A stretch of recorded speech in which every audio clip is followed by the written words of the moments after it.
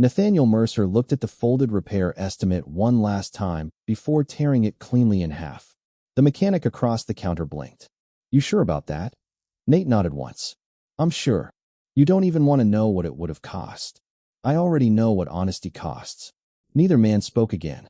Outside, an old blue freight truck sat beneath a pale Colorado sky with its hood raised, steam drifting into the cold November air. The truck had carried groceries, hardware, flour deliveries, and furniture across 3 counties for almost 18 years. It had also carried every plan Nate had made since his wife died 5 years earlier. If the truck stopped, so did everything else. The shop door opened behind him.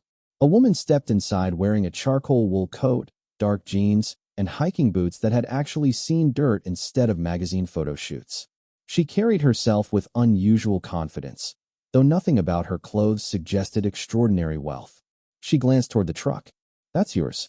"It is." "Bad timing." Nate gave a small smile. "They usually don't schedule breakdowns." The woman almost smiled back. Almost. She looked toward the shredded repair estimate still resting on the counter. "You didn't even read the number." "I don't need a number to know I can't afford it." The mechanic excused himself to answer a ringing phone, leaving the two strangers standing in unexpected silence. The woman studied the truck through the dusty garage window. "What would you do?" she asked casually. "If someone offered you a replacement truck today, but only because they believed yours was beyond saving?" Nate shrugged. "I'd tell them mine isn't beyond saving." What if saying that meant losing the replacement? It wouldn't change the answer. She turned to face him for the first time. "You'd keep the old truck?" "I'd keep the truth." She held his eyes for another second before giving a polite nod and walking toward the exit without introducing herself. Nate watched her leave, more puzzled than impressed. She drove away in a dark SUV that disappeared onto the county road before he thought to wonder why a stranger would ask questions like that. "Before we go any further, I'd love to know something about you. How old are you? Where are you watching from? And have you ever found yourself in a situation where telling the truth seemed like the most expensive choice?" Nate folded the remaining paperwork and slipped it into the inside pocket of his canvas jacket. His daughter, Lily Mercer, would finish school in less than an hour. 15 years old, stubborn in all the best ways, she had inherited her mother's quiet habit of noticing when her father was pretending everything was fine. He hated that she had become good at it. The trucking business wasn't really a business anymore. It was one aging vehicle, one checking account that seemed to shrink every week. A handful of loyal customers who still trusted Nate because he had never delivered late unless nature left him no choice. His greatest strength had become his greatest weakness. He refused to promise anything he couldn't deliver. He refused to exaggerate invoices. He refused to blame other people for his own mistakes. Those choices earned respect. They did not always pay the bills. As he climbed into the silent truck and rested both hands on the worn steering wheel, he had no way of knowing that the stranger in the charcoal coat hadn't been looking for a driver. She had been looking for proof that one honest answer could survive desperation.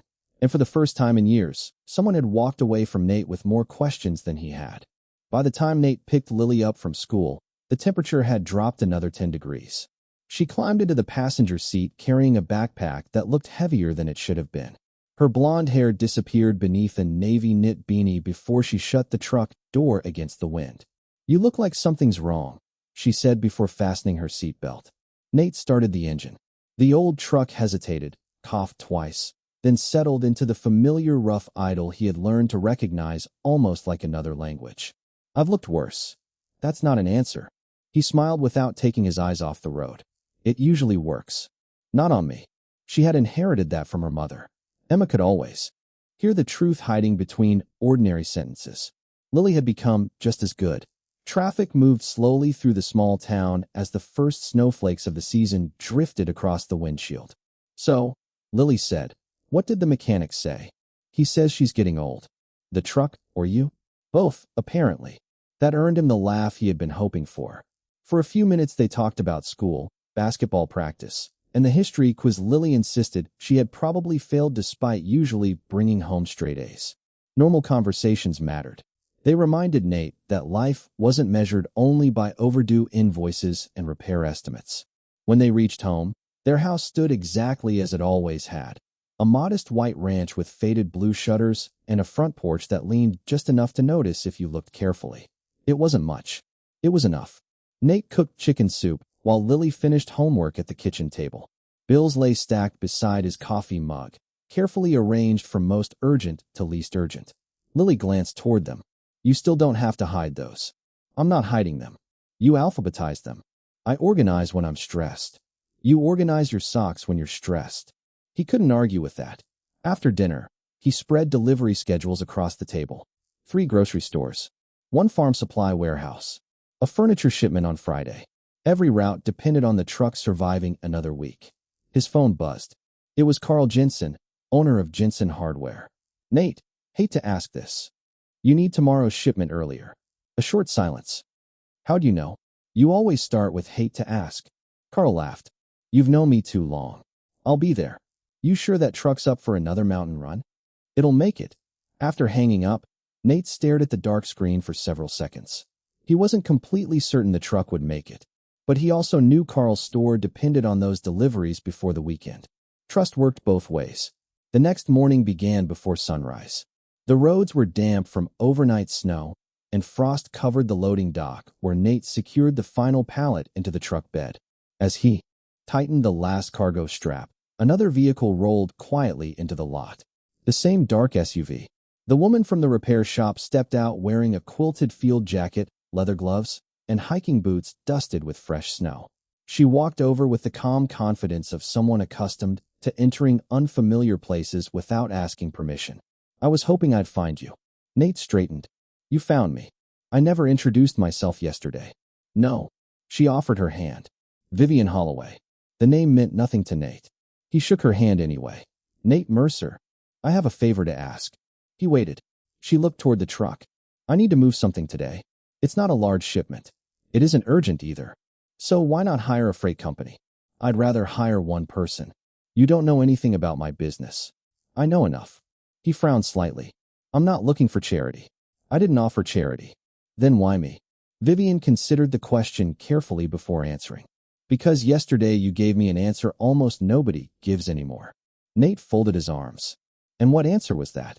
You chose the truth over the easier outcome. He studied her face, searching for the catch hidden somewhere beneath the calm expression. Every difficult offer he'd ever received had come with invisible strings. Experience had taught him that people rarely invested time in strangers without expecting something back. I charge by the mile, he said. I expected you would. And if I turn the job down? Vivian nodded once. Then I'll thank you for your honesty and leave. For reasons he couldn't explain, that answer unsettled him more than any sales pitch could have. Because for the first time in a long while, someone wasn't trying to convince him. They were waiting to see what he would choose. Nate didn't answer right away.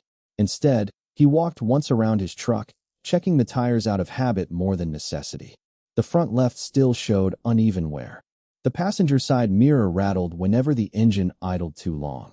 The driver's door only latched properly if it was closed with a firm push. It wasn't a truck anyone would choose.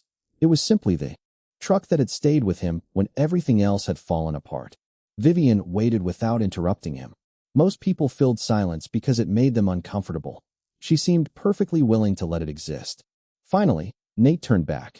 What exactly are you moving? A wooden crate. What's inside? Documents. Important. They matter to me. He studied her expression. Fragile. No. Expensive. I suppose that depends on how someone measures value. That answer wasn't helpful, and she knew it. Nate crossed his arms. Where does it need to go? A storage facility outside Glenwood Springs. He mentally calculated the route. Mountain roads. Rough grades. About 3 hours each way if traffic cooperated. My truck isn't exactly luxury transportation. I'm not paying for luxury. He looked toward the gray clouds gathering over the mountains. Weather's changing. I know. You could hire someone newer. I could. So why don't you? Vivian's answer came quietly. Because I don't need a newer truck. She stopped there. Again, another sentence that felt intentionally incomplete. Nate had spent enough years dealing with customers to recognize when someone wasn't lying, but also wasn't saying everything. Those people usually made him nervous. He opened the driver's door. My rate's $600 for the round trip. I'll pay it. Half now. She handed him an envelope. No negotiation. No hesitation. Inside was exactly $300 in cash. Nothing more. Nothing less. That surprised him more than if she'd tried to overpay. Most wealthy people, at least the few he'd met through commercial deliveries, assumed throwing around extra money solved every conversation. Vivian counted every dollar as though prices still mattered. "Tomorrow morning?" she asked. "I've already got scheduled deliveries. I can work around your schedule. My customers come first." "I noticed." He frowned. "What do you mean? You returned Carl Jensen's call before mine. He's been a customer for 12 years. And that mattered." "It should." Vivian simply nodded. She didn't compliment him. She didn't tell him integrity was admirable. She just seemed interested. That unsettled him even more. By late afternoon, Nate finished his grocery deliveries and pulled into Miller's Fuel, the small gas station where nearly every independent driver in the county eventually crossed paths. As he filled the tank, another driver named Rick Donovan leaned against the next pump. "Heard somebody's been asking about you." Nate looked up. "Who?" "Woman in a dark SUV." His grip tightened slightly around the fuel nozzle. "What did she want?" Rick shrugged. "Didn't say. Asked if you always delivered exactly when you promised. And I told her yes." "You didn't ask why?" "I figured it was business." Nate forced a small smile, but the conversation stayed with him. When he walked inside to pay, Mrs. Alvarez, who had worked behind the register for nearly 20 years, greeted him before he reached the counter. "That lady came in here too." He blinked. "She did. Bought coffee." "Did she ask about me?" Mrs. Alvarez laughed softly. "Not much." "What does not much mean?" "She asked if you'd ever left without paying." Nate stared. "And what did you tell her?" "I told her you've been buying coffee here almost every Tuesday since your wife passed." She slid his receipt across the counter. "And in 5 years you've never once asked me to put anything on credit." The drive home felt longer than usual. Snow drifted lazily across the highway, and the windshield wipers squeaked every few seconds. Vivian wasn't following him. She wasn't interfering with his deliveries. She wasn't making impossible promises. Yet somehow she already knew the names of his customers, where he bought fuel, and the reputation he'd built over years of ordinary choices. That realization bothered him more than the mysterious job itself. Because reputations weren't built in a day. But someone had quietly spent one trying to understand his. When he reached home, Lily looked out the front window as the truck rolled into the driveway. "You've got that face again," she said as he stepped inside. "What face?" "The one that means you're trying to solve a puzzle." Nate hung his canvas jacket by the door. "I think someone is asking questions about me." Lily raised an eyebrow. "Good questions, or bad questions?" He looked back toward the truck sitting beneath the first real snowfall of the season. "I honestly can't tell yet." And for the first time since Emma's death, uncertainty didn't feel like bad luck. It felt deliberate. The following morning, Nate left before sunrise with frost still clinging to the edges of the windshield. The wooden crate was already waiting behind a small warehouse on the edge of town, exactly where Vivian had said it would be. No assistants. No forklifts. Just the crate, a shipping label with a destination outside Glenwood Springs, and Vivian standing beside it with a clipboard tucked beneath one arm. She wore a dark green insulated jacket, faded jeans, and work gloves that looked broken and rather than brand new. "Morning," she said. "Morning. Mind taking a look before we load it?" Nate walked around the crate. The wood wasn't damaged. The straps were tight. The paperwork matched the destination she had mentioned the day before. He crouched beside one corner and frowned. "What's wrong?" Vivian asked. "The weight." "What about it?" "The paperwork says 400 pounds. And this feels lighter. You can tell. I've loaded trucks long enough." He tapped the side of the crate with his knuckles. "Either the paperwork is wrong, or whoever packed this guessed instead of weighing it." Vivian didn't answer. Nate reached into the cab for a marker, crossed out the printed number on the freight sheet, and wrote what he believed was closer to the actual weight. "You should probably verify it when it arrives," he said. "You just reduced the shipping charge." "I corrected the paperwork. You would have made more money leaving it alone." "Maybe." Vivian folded her arms. "You didn't even hesitate." Nate secured the crate with heavy-duty straps before checking each one twice. "My customers trust me because they know what's on paper matches what's in the truck. And if nobody noticed?" "I'd notice." For several miles they drove separately, Vivian following behind in her SUV while Nate led the way through winding mountain roads dusted with fresh snow. The drive was quiet, giving Nate too much time to think. Normal customers never cared how carefully he inspected freight. They wanted deliveries, receipts, invoices. Vivian seemed interested in every small decision he made before the truck even started moving. That wasn't business. That was observation. About halfway to Glenwood Springs, traffic slowed near a construction zone where one lane had been closed after a minor rock slide. Orange cones stretched along the shoulder. Workers waved vehicles through one at a time. As Nate eased forward, a pickup ahead of him clipped a temporary barrier, sending several traffic signs tumbling across the road. Cars stopped. Drivers leaned on their horns. Without thinking, Nate set the parking brake, climbed out, and began dragging the signs clear before another vehicle reached the blind curve. A highway worker jogged over. "You don't have to do that." "I know. It's our job." "I know that too." The worker laughed. "Appreciate it anyway." By the time Nate climbed back into the truck, Vivian's SUV had pulled onto the shoulder behind him. She stepped out, but didn't say anything. She simply watched as he brushed snow from his gloves and checked the cargo straps one more time before getting back behind the wheel. There had been no audience worth impressing. No customer waiting with a bonus. No camera. Just a few minutes of inconvenience that most people would have driven around. As the convoy started moving again, Vivian remained in her vehicle, her hands resting quietly on the steering wheel. For the first time since meeting Nate Mercer, she stopped looking for evidence that he was different. Instead, she found herself wondering why a man carrying so much uncertainty still behaved as though every ordinary choice mattered. The storage facility sat at the edge of Glenwood Springs where the mountains opened into a wide valley. It wasn't the kind of place people noticed. A chain-link fence surrounded a row of low concrete buildings, and a faded sign near the entrance simply read West Ridge Storage. Nate backed his truck carefully toward loading bay 3. Before he climbed out, he glanced once in the mirror.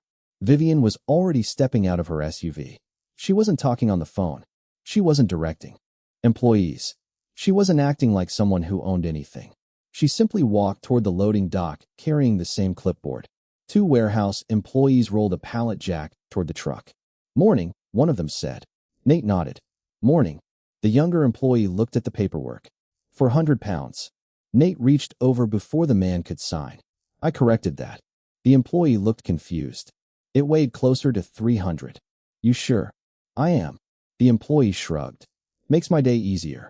They unloaded the crate in less than 10 minutes. Nothing dramatic happened. No speeches. No congratulations. No hidden cameras appeared. When the last strap was folded and stored behind the seat, Vivian handed Nate a small envelope. Final payment. He counted it automatically. $300. Exactly what they had agreed on. No bonus. No extra cash. He slipped the bills into his wallet. "Everything looks right," he said. "I'm glad." He started toward the truck, but Vivian spoke again. "Would you have noticed if I'd paid you more?" He stopped. "I count every payment. What if it had been $1,000 extra? I would have brought it back." "You wouldn't assume it was a tip?" Nate smiled faintly.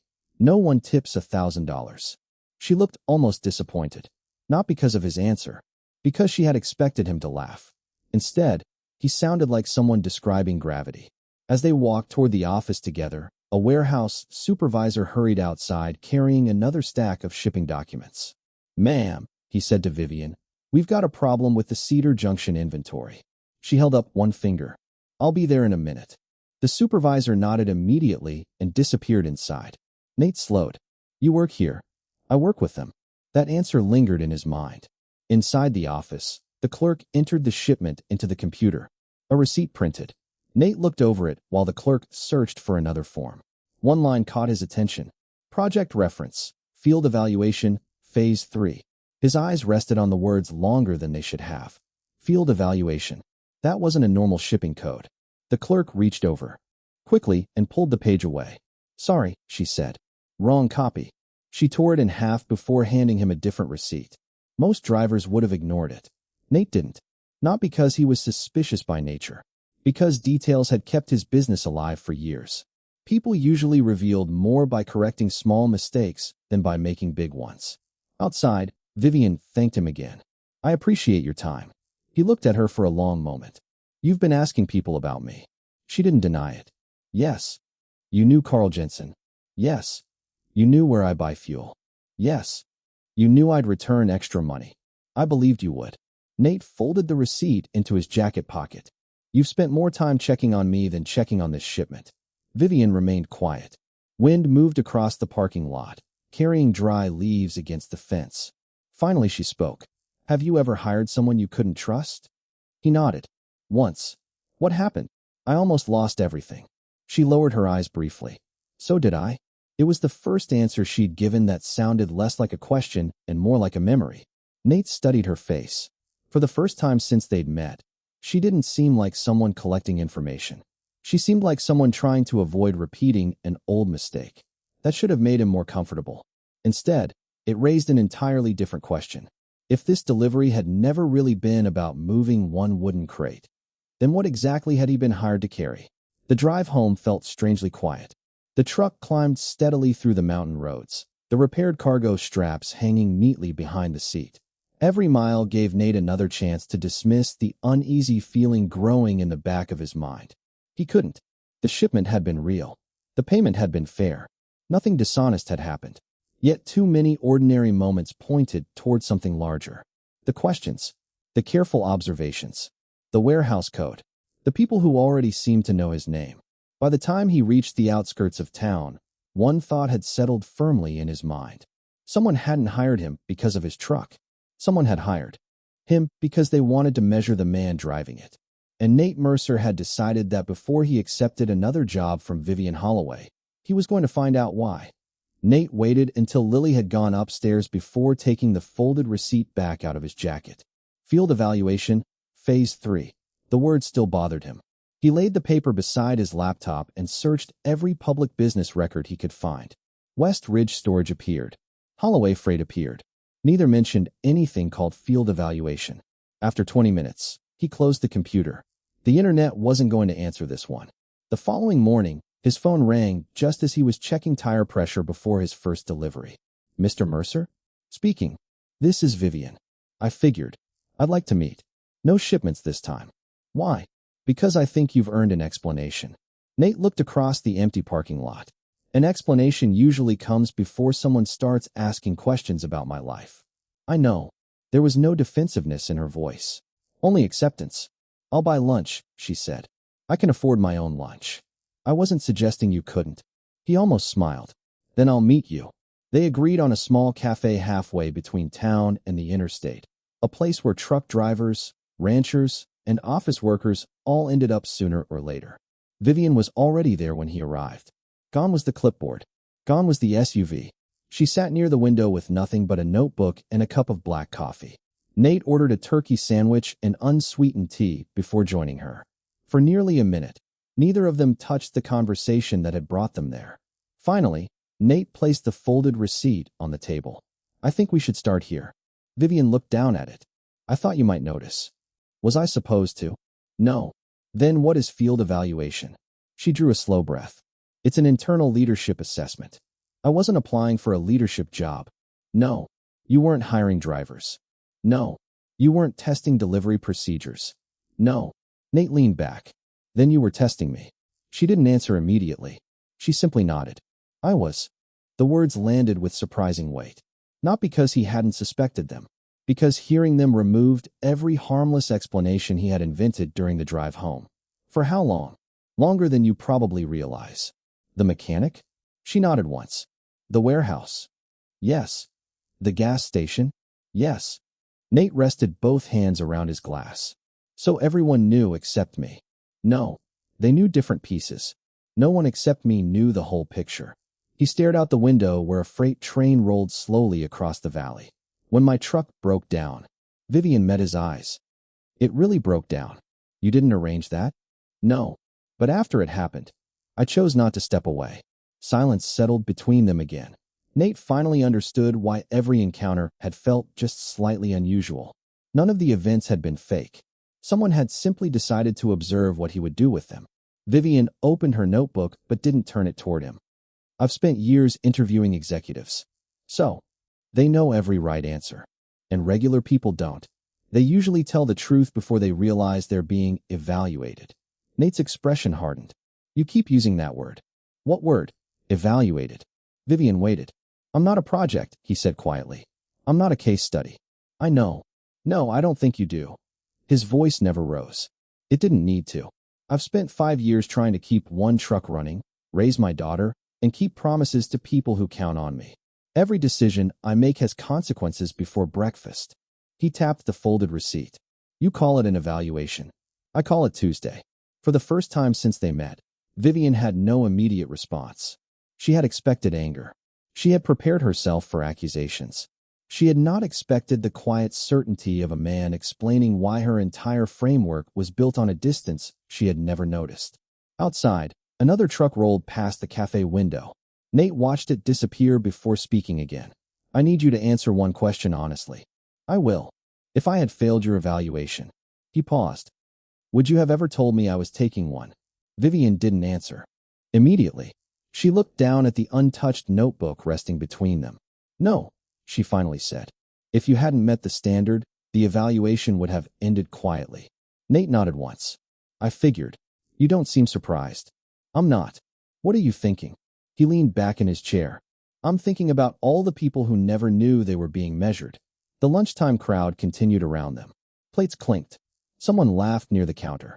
A waitress refilled coffee without paying attention to the quiet conversation unfolding in the corner booth. Vivian folded her hands. I started doing this 8 years ago. What happened 8 years ago? I promoted the wrong person. She looked through the cafe window instead of at Nate. He interviewed perfectly. Every answer was polished. Every reference praised him. And he manipulated an entire division within a year. Her voice remained steady, but there was an unmistakable heaviness beneath it. People quit. Vendors lost contracts. Honest employees stopped speaking up because they assumed no one would believe them. So you stopped trusting interviews. I stopped trusting prepared versions of people. Nate understood the reasoning. He simply didn't agree with the conclusion. My wife used to teach 4th grade, he said quietly. Vivian looked back at him.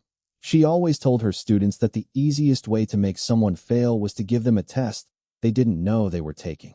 Vivian remained silent. That's what you've built. I built it because I thought it protected my company. Maybe it did. She frowned slightly. But it probably changed people too. He reached into his jacket and placed the repair estimate he had torn in half 2 days earlier on the table. I almost lied. Vivian looked up. What? When the mechanic asked if I wanted to know the repair cost. She stared at him. I already knew I couldn't pay it. He smiled without humor. For about 3 seconds, I thought maybe if I acted like I hadn't heard the number, it wouldn't feel real. He tapped the torn paper gently.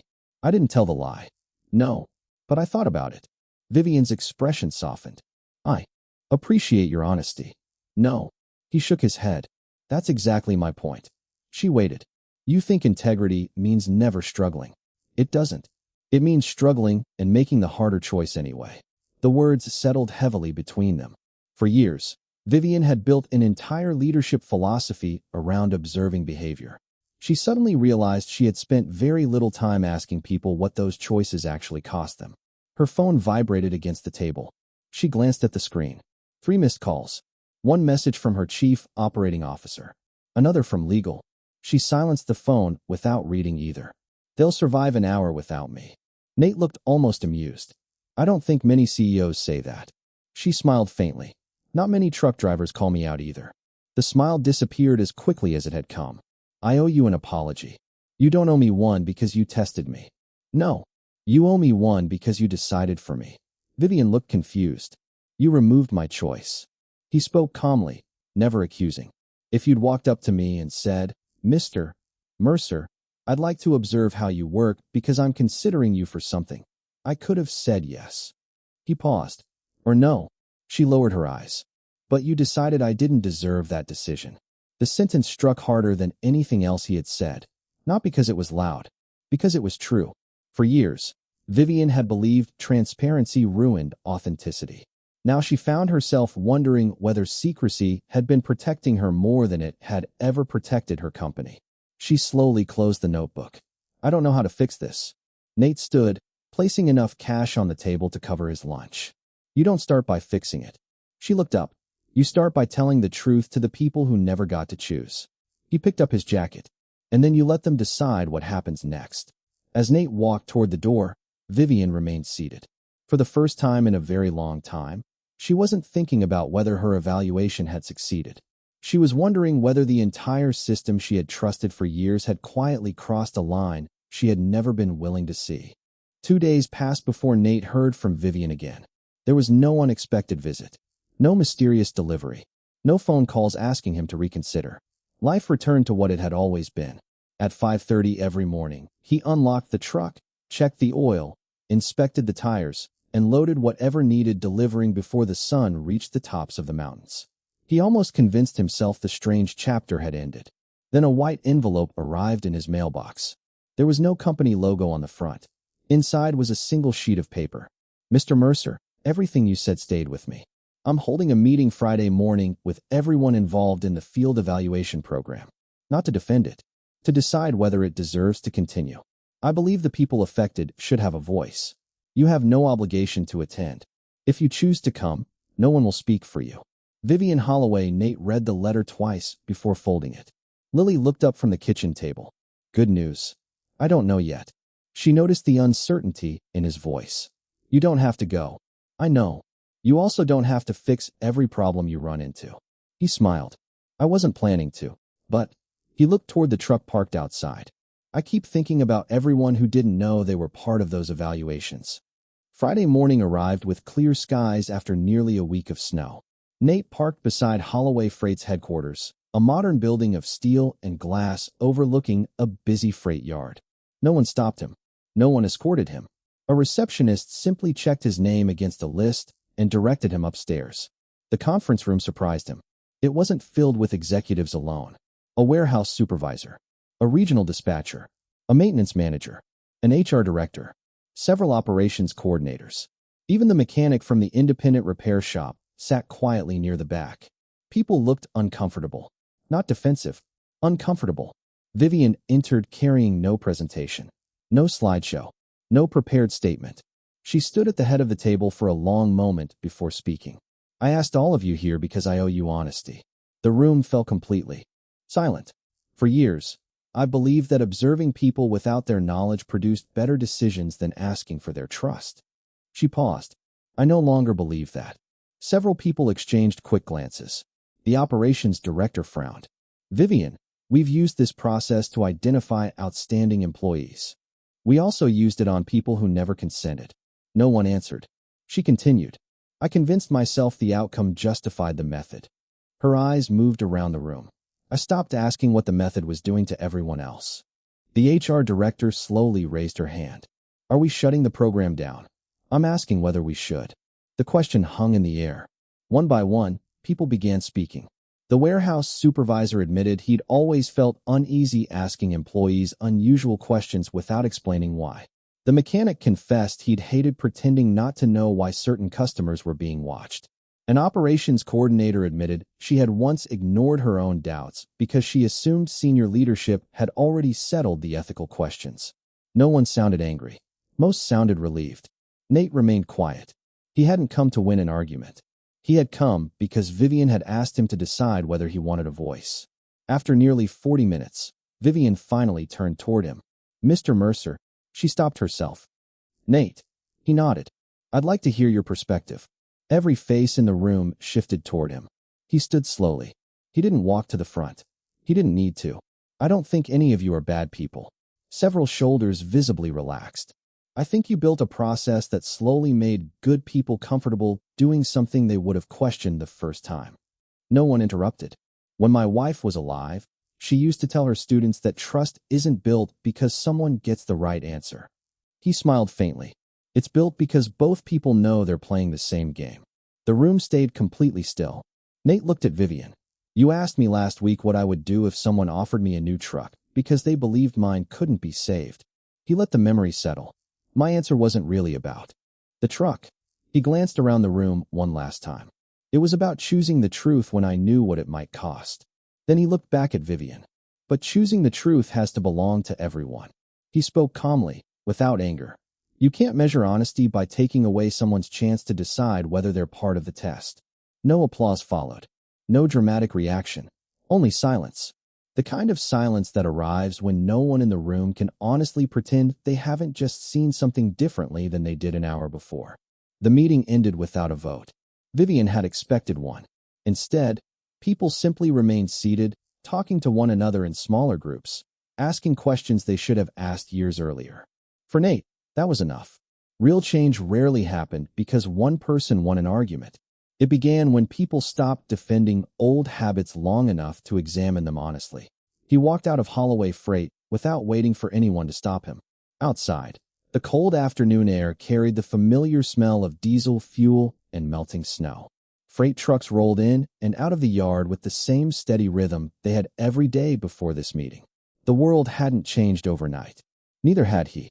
His old blue truck waited in the visitor parking lot exactly where he had left it. The faded paint was still faded. The driver's door still needed an extra push before it latched. The engine would probably complain tomorrow morning, just as it always did. Some things didn't need to become new to become valuable. As Nate reached for the door handle, he heard footsteps behind him. Vivian caught up without rushing. She wasn't carrying a contract. She wasn't holding a company check. There was no leather folder waiting to be signed. Only a small envelope. "I owe you this," she said. Nate looked at it, but didn't take it. "What is it?" "The reimbursement for the additional repair costs caused by the delay after your truck broke down." He looked at her carefully. No bonus. No. No job offer. No. No conditions. None. He accepted the envelope after a brief pause. "This wasn't a reward," Vivian continued. "It was a debt." Nate nodded. "Those aren't the same thing. I know that now." For a moment, they simply stood beside the old truck. "I've already instructed legal to contact everyone who participated in the field evaluation program without their knowledge." Nate listened. "They'll receive a full explanation. And if they're angry, they have every right to be. And if some of them walk away?" Vivian smiled sadly. "Then at least they'll be making that decision with the truth." Nate extended his hand. She shook it. Neither of them said goodbye. Some conversations didn't really end. They simply reached a place where words were no longer the most important part. 3 weeks later, life looked surprisingly ordinary. Lily was studying for her winter exams at the kitchen table. Nate was balancing invoices after dinner with a calculator that had seen better days. The truck was back on its regular routes, carrying groceries, hardware supplies, and furniture through the same mountain roads that had shaped his working life. Nothing about his bank account suggested a miracle had happened. Nothing about his driveway suggested sudden wealth. Yet something had changed. Not outside. Inside. When another customer accidentally overpaid an invoice, Nate returned the difference before anyone noticed. When a new driver asked why he bothered with details most people ignored, Nate simply smiled. Because somebody has to be able to trust the paperwork. He never mentioned Vivian. He never mentioned the evaluation. He didn't need to. Across town, Holloway Freight quietly replaced its hidden observation program with a transparent mentorship process. Employees could volunteer to participate, ask questions, decline without consequences, and receive feedback openly. It wasn't perfect. No system created by people ever is. But it began with consent instead of assumption. That mattered.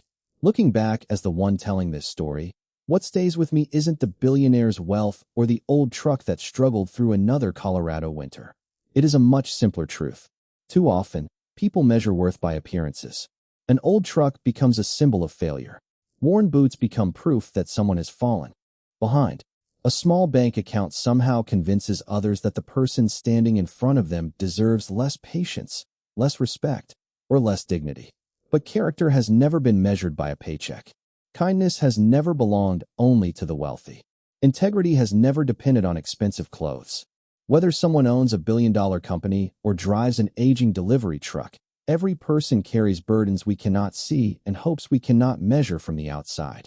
Real respect begins when we stop treating wealth as evidence of greater value and poverty as evidence of lesser worth.